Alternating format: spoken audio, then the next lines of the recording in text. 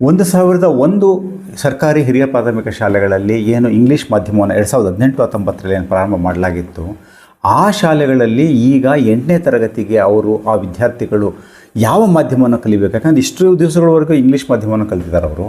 ಈಗ ಅಲ್ಲಿ ಅವ್ರಿಗೆ ಇಂಗ್ಲೀಷ್ ಮಾಧ್ಯಮ ಇಲ್ಲ ಅನ್ನುವಂಥದ್ದು.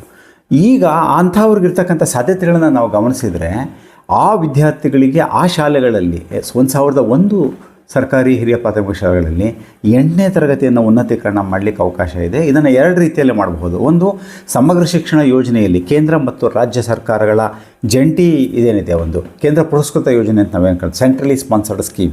ಇದರ ಅಡಿಯಲ್ಲಿ 1000 ಶಾಲೆಗಳಲ್ಲಿ ಈ ಒಂದು ಉನ್ನತೀಕರಣವನ್ನು ಮಾಡುವಂಥದ್ದು ಏನಿದೆ 1001 ಶಾಲೆಗಳಲ್ಲಿ.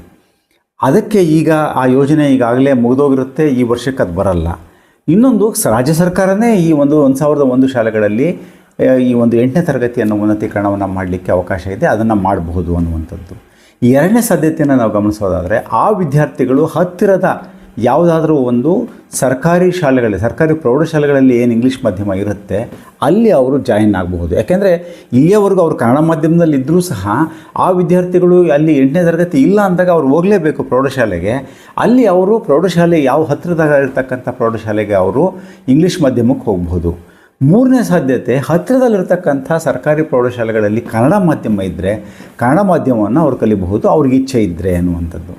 ಈ 3 ಸಾಧ್ಯತೆಗಳು ಏನಿದೆ, ಅಲ್ಲಿ 8ನೇ ತರಗತಿಯನ್ನು ಉನ್ನತೀಕರಣ ಮಾಡುವಂಥದ್ದು, ಇಲ್ಲ ಹೊಸ ಪ್ರೌಢಶಾಲೆಯನ್ನು ಹತ್ತಿರದಲ್ಲಿರ್ತಕ್ಕಂಥ ಆ ಊರಿನ ಹತ್ತಿರದಲ್ಲಿರ್ತಕ್ಕಂಥ ಶಾಲೆಗಳಿಗೆ ಹೊಸ ಪ್ರೌಢಶಾಲೆಯನ್ನು ಮಂಜೂರವನ್ನು ಮಾಡುವಂಥದ್ದು, 8ನೇ ತರಗತಿಯನ್ನು ಉನ್ನತೀಕರಣ ಮಾಡುವಂಥದ್ದು. ಈ ಸಾಧ್ಯತೆಗಳನ್ನು ಸರ್ಕಾರ ಮಾಡಬೇಕಾಗತ್ತೆ. ಇಲ್ಲದೆ ಹೋದರೆ ಮಕ್ಕಳಿಗೆ ಏನು ಅಂತ ಹೇಳಿದ್ರೆ ಅವ್ರಿಗೊಂದು ಕ್ಲಾರಿಟಿಯನ್ನು ಕೊಡಬೇಕು, ಅವ್ರಿಗೆ ಸ್ಪಷ್ಟತೆ ಕೊಡಬೇಕು, ಏನು ಮಾಡಬೇಕು ಅವರು ಅನ್ನುವಂಥದ್ದು. ಯಾಕೆಂದರೆ ಮಾಧ್ಯಮಗಳಲ್ಲಿ ಬಂದಾಗ ಏನಾಗುತ್ತೆ, ಇದೊಂದು ಸುದ್ದಿ ಆಗುತ್ತೆ, ಅಲ್ಲಿ ಏನೋ ಆಗೋಗ್ಬಿಟ್ಟಿದೆ, ಏನೋ ಅಂತಹ ಒಂದು ಸಮಸ್ಯೆ ಆಗಲ್ಲ. ಆದರೆ ತುರ್ತಾಗಿ ಆ ವಿದ್ಯಾರ್ಥಿಗಳಿಗೆ ಬೇಕಾಗಿರುವಂಥ ಒಂದು ಕ್ರಮಗಳೇನಿದೆ, ಹತ್ತಿರದ ಪ್ರೌಢಶಾಲೆಗಳು ಎಲ್ಲೆಲ್ಲಿ ಇದೆ ಇಂಗ್ಲೀಷ್ ಮಾಧ್ಯಮ ಇಲ್ಲ ಅಂತ ಹೇಳಿದ್ರೆ ಅದನ್ನು ಇರುವಂತಹ ಶಾಲೆಗಳಲ್ಲಿ ಸ್ಟ್ರೆಂತ್ ಬೇಕಾಗುತ್ತೆ.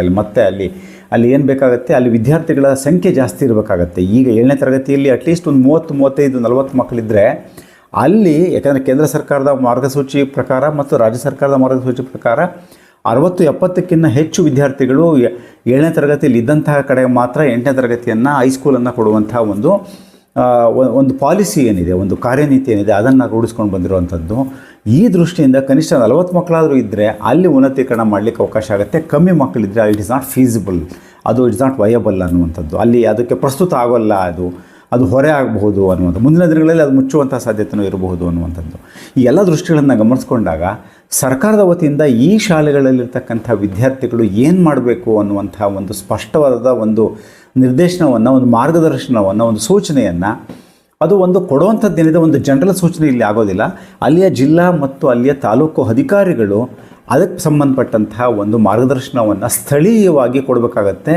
ಅವರು ಕೊಡಲಿಕ್ಕೆ ಏನು ಮಾರ್ಗದರ್ಶನ ಕೊಡಬೇಕು ಅನ್ನುವಂಥದ್ದಕ್ಕೆ ಇವರು ರಾಜ್ಯ ಸರ್ಕಾರದ ಉನ್ನತ ಹಂತ ಏನಿದೆ, ಕಮಿಷನರ್ ಆಫೀಸಿಂದ ಅಥವಾ ಸರ್ಕಾರದಿಂದ ಸ್ಪಷ್ಟವಾದ ನಿರ್ದೇಶನ ಬಂದರೆ ಮಾತ್ರ ಜಿಲ್ಲಾ ಹಂತದ ಅಧಿಕಾರಿಗಳು ಮತ್ತು ತಾಲೂಕು ಹಂತದ ಅಧಿಕಾರಿಗಳು ಕೊಡಲಿಕ್ಕೆ ಸಾಧ್ಯ ಇದೆ.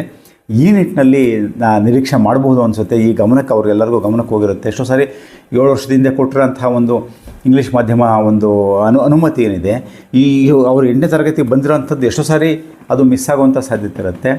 ಆದರೆ ಆ ಸ್ಥಳೀಯವಾಗಿ ಇರ್ತಕ್ಕಂಥವರು ಅಧಿಕಾರಿಗಳು ರಾಜ್ಯದ ಉನ್ನತ ಹಂತದ ಗಮನ ಸೆಳೆಯಬೇಕಾಗಿತ್ತು. ಸೊ ಅದು ಈಗ ಗಮನ ಸೆಳೆದಿರೋದ್ರಿಂದ ತಕ್ಷಣಕ್ಕೆ ಈ ಕ್ರಮ ಆಗಬೇಕಾಗತ್ತೆ ಅನ್ನುವಂಥದ್ದು. Thank you so much. ನಮಸ್ತೆ.